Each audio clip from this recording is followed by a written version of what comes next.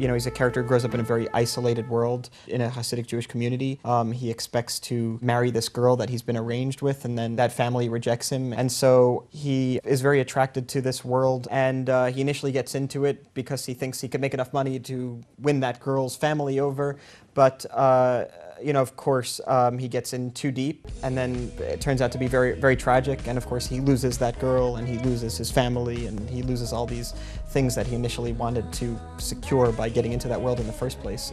Assuming one of your machines is operating 24 hours a day for 7 days a week, it can produce more than 1.4 million pills a week. You need to keep those pills moving. We can help you do that. It was interesting to learn about this real story, and also kind of sad to see that this community that's trying to kind of live in an isolated and, you know, in the way they see it, a pure way, was kind of, you know, had these kind of bad apples who tried to hurt the community. You're ruining our family! I don't need this from you! Who got busted? I need help.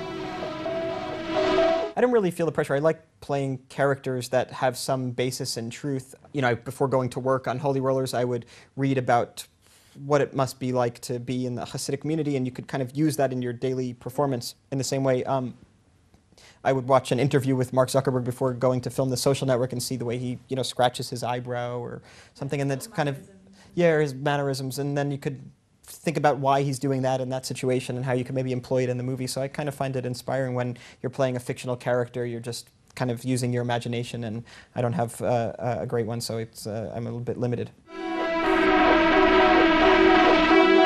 I've been friends for years with Justin Bartha, and I've been a huge fan of his as well. I think he's such a phenomenal actor, and I was looking for something to do with him, and when I read the script and I saw this other wonderful character of Yosef, who's my character's next door neighbor but already in the drug world, I thought he'd be so perfect for it. Justin is able to bring kind of a charm to this character that would just otherwise be dangerous. And then, of course, because we were friends and had a, you know, kind of a camaraderie off screen, it makes those scenes more natural. It makes, you know, I think maybe when friends try to work together, maybe it could also harm the scene because they could want to do something that doesn't have to do with the movie, but that has to do with their own friendship or something, or play out an inside joke in a movie, which I think would probably be distracting. But in this case, I thought it was very helpful that we had kind of maybe a chemistry prior to shooting. You know, I feel a lot more comfortable with a movie like Holy Rollers, which I just feel like just a part of it in a different way. You know, the Social Network has kind of taken on a life of its own that I feel like I don't have much to do with. You know, and you know, I feel a lot more comfortable with Holy Rollers. Just because it feels like more homemade in a way.